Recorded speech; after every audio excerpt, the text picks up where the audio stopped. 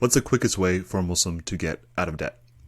My name is Farouk, also known as Muslim Money Guy. I'm not a scholar, nor am I a lawyer, nor am I a financial advisor, but I am a teacher and financial educator who teaches Muslims simple frameworks to invest well, give more, and stress less about money. In this video, we'll be helping our brother Dawud get out of $26,000 of debt. He'll be using the launch method, which is a 6-step process to get out of debt as quickly as possible. Launch stands for list, add, upsurge, number, configure, and hasten. If Dawud follows these 6 steps, he'll be able to launch his way out of his $26,000 of debt. We're going to talk about what's involved with each of these steps here shortly, but before we do, there are 2 things that Dawud needs to commit to before he can begin his launch out of debt. The first is he needs to ensure that he doesn't get deeper into the hole. This would happen if he took on any more debt. It's virtually impossible to get out of debt if you continue to take on new debt. And so Dawud needs to stop taking on new debt. If he does, he'll have solid ground from where to launch his way out of debt. The second thing Dawud needs to commit to prior to his launch is to make dua. The Prophet ﷺ gave us a specific dua to help us with debt relief. In English, it reads, "O God, I seek refuge in you from worry and sadness, from weakness and laziness, from stinginess and cowardice, from the burden of debt and subjugation by men." The Arabic of which is, "Allahumma inni a'udhu bika min al-hammi wal-hazan, wal-ajzi wal-kasal, wal-bukhli wal-jubn, wa dala'i ad-dayni wa ghalabati ar-rijal." We are advised to recite this dua in the morning and in the evening. One of the companions, Abu Umama al-Bahili radiyallahu an, recited this dua in the morning and in the evening and reported that after doing so, Allah relieved him of his worry and of his debts. And so we ask Allah subhanahu wa ta'ala that He do the same for anyone who's watching this video and who seeks His aid through this dua. Ameen. Alright, Dawud has now stopped taking on new debt and he's making dua every morning and every evening. Now he can launch his way out of debt. The L in the launch sequence stands for list, and that simply means to list out all debts except for his house. On a sheet of paper or in a spreadsheet, he'll need to include 3 things. The first is he'll need to know the balance remaining on the debt, the APR, also known as the annual percentage rate, sometimes called the interest rate, and the minimum payment that's required for each of the debts. So let's say Dawud has $26,000 of debt split between 3 things.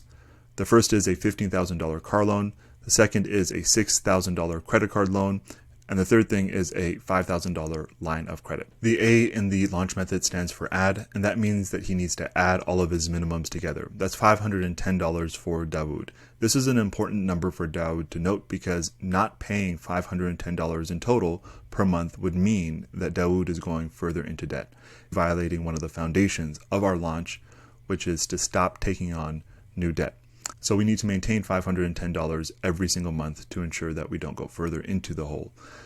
The next thing Dawud needs to do is figure out how much more on top of the $510, as well as any other spending that he might have a month, he can send and direct towards launching his way out of debt. Let's say that he decides that he can only afford $150 to direct towards his debt. We would call this his upsurge. This is the amount that he has to thrust his way out of the hole that he's in right now. Now the thing about the upsurge is that this amount will determine how quickly he's able to thrust his way out of debt. So perhaps he's able to squeeze his spending a little bit more in order to increase the amount of the upsurge, and he decides that rather than only spending $150 a month, he's going to commit to $250 a month. We've listed, we've added, we've determined the upsurge. Before we go on to the end in the launch sequence, we need to talk about something a little bit on the side here, and that is that if Dawud does not have an emergency fund set up, he has no savings whatsoever, he'll need to use that $250 to build a starter emergency fund. Having an emergency fund is useful because there's a good chance that he got into debt because he didn't have any savings of his own to use for whatever he was spending on. And so building up a starter emergency fund is really critical. That would be 1/3 of a month's income. Let's say, to keep the math easy, Dawud is making $3,750 a month in income. He would need to save $1,250 in his starter emergency fund. That would take him 6 months of directing $250 to his emergency fund to meet that target. Hopefully he'd be able to scrap together $1,250 a little bit quicker than 6 months, but once he hits that target, he's now ready to move on and use that $250 a month towards continuing his launch out of debt. Now this $250 shouldn't be dispersed amongst all of the debts. Doing so would not produce enough upward momentum to help him get out of the hole that he's in. So we don't want this sprinkled across all of the debts. Instead, we need to decide one debt to take on first. Now, determining which debt to take on first is actually a matter of debate. There are two methods to number the debts by priority. The first is called the snowball method, and the second is called the avalanche method. Both of these are valid ways to determine which debt to prioritize. We're going to go through each of them here really quickly.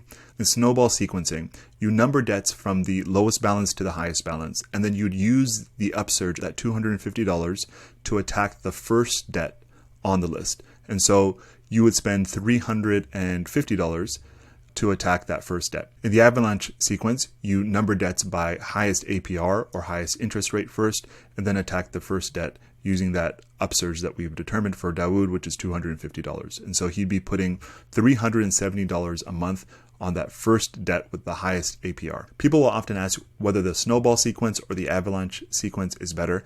The truth is both work, and you can use a free tool like loanchill.com to compare how long and how much you'd pay with each. My personal preference is the avalanche method because generally speaking, it tends to be quicker, and also you end up spending less on the debt.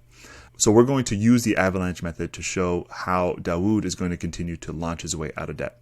He's now going to configure or automate the 3 payments that he has on each of these debts.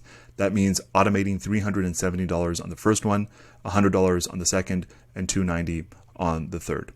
Those are going to run automatically. And then he's going to hasten his way out of debt by using any extra cash that he gets his hands on to continue to attack that first debt so that he can get out of it as quickly as possible.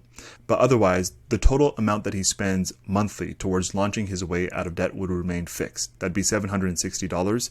And once that first debt is paid off, he would roll that total amount, that $370, into paying off the second debt, which would turn that monthly payment to $470. And then once that's paid off, he would roll it into third debt, where he'd be putting the total $760 a month towards that third debt. Hopefully that third debt would get cleared pretty quickly if you're putting $760 towards it per month. And that's it. And that would be Dawud launching his way towards debt freedom. If you're looking for a tool to jumpstart your launch out of debt, I've created a free worksheet, the link to which you can find in the description. In the worksheet, you'll be able to list your debts in any order. It'll add the minimums. It'll then give you a spot to include your upsurge, and then give you both the snowball and launch sequences to number your debt, and a quick reminder to configure and hasten. Again, the link for that is in the description.